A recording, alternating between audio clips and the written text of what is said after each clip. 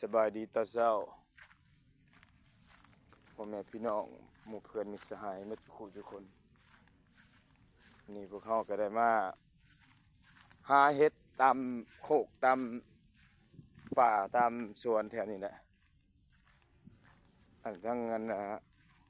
หัวหน้าสิให้ก็เป็นได้เห็ดละโงกก็ทงหนึ่งแหละพวกคนได้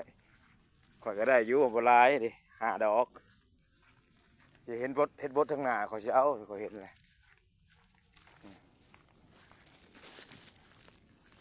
เห็ดแก่เห็ดกะ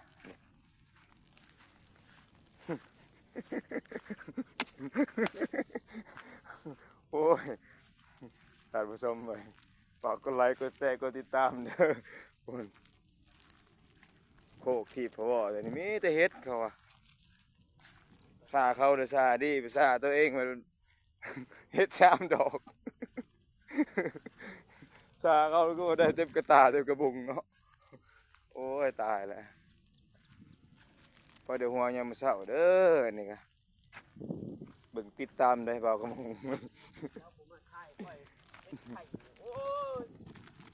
ได้เต็มทงกับกี่คุยนะอยากย่างห่างตลอดชนพูนอยากห่างตลอดครับ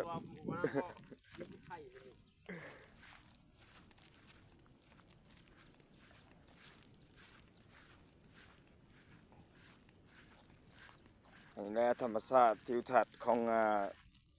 เมืองสระบุรีบ้านวันนี้บ้านไซวงศ์ธิราชเนาะแล้วก็บ้านเซวันแล้วก็บ้านน้องหอยจุ่มเจือแถวนี้เถื่อยังเป็นอุดมสมบูรณ์อยู่เป็นป่าทางในเป็นป่าตึ๊บหนามีป่าไม้เปาะป่าวิกป่าไม้ติ้วเนาะเถื่ออยู่ในลายธรรมชาติดีทางนั้นทางหน้าก็มีน้ำห้วยลำธารทางหน้า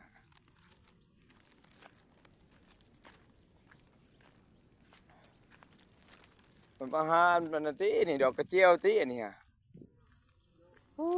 มันบ่มีแล้วแต่เก่ามันมีแหละแต่เก่ามันตอกรถแหละ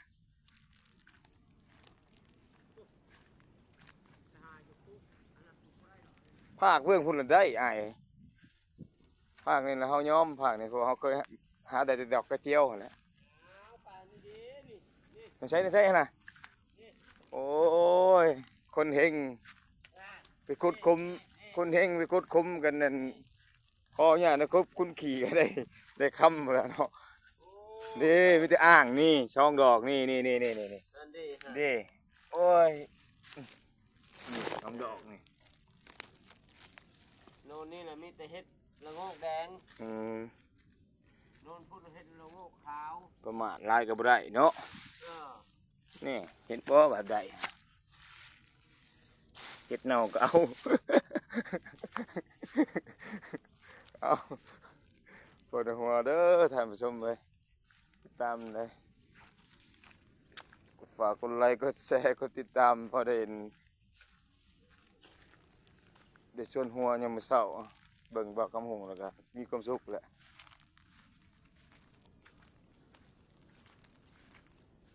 อยากเป็นยูทูบเบอร์หรือยูทูบเบอร์วะนี่เอาเห็ดไปนี่แล้วเห็ดพอได้เห็น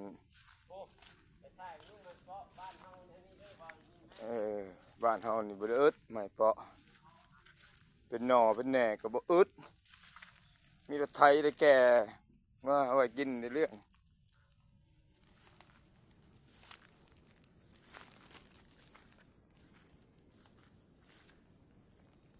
โอ้ไม่เปาะเต็ม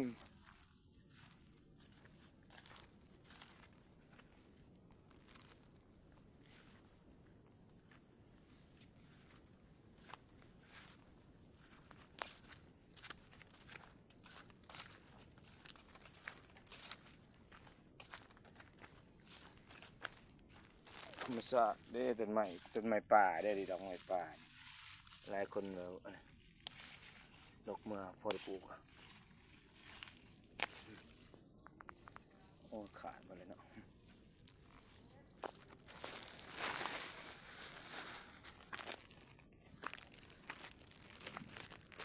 ธรรมชาติหาเห็ดมาหาเห็ด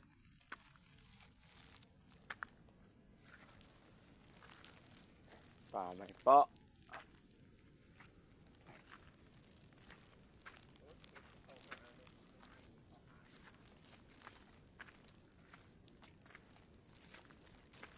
ฝากท่านผู้ชมจะมีเด้อทางนี้กันเด้อฝากกดไลค์กดแชร์กดติดตามรอบหน้าเราก็คงจะเอาลงวิถีชีวิตแบบบ้านๆให้ท่านผู้ชมได้เบิ่งผู้อยู่ทางไกลอยู่ต่างประเทศอยู่ประเทศไทยบ่ประเทศจีนบ่ที่ใกล้เฮาเนาะได้เห็นได้ชมนำกันเด้อชาวบ้านวิถีชีวิตชาวบ้านบ้านเฮาน้ำดอกกระเจียวก็เป็นดอกงามบานครึ่งๆหมดเลยแถวนี้คือว่าเมื่อนี้มันบ่มีแล้วมันหมดแล้วดอกกระเจียวเป็นใบเป็นหยังหมดแล้วเด้ซ่อนต้นนั้นต้นนี้ใบดอกกระเจียวนี่ดอกกระเจียวแล้วนี่ต้นมันนี่ดอกกระเจียวฝากท่านนี้เด้อท่านผู้ชมขอขอบใจที่ตามเราของผม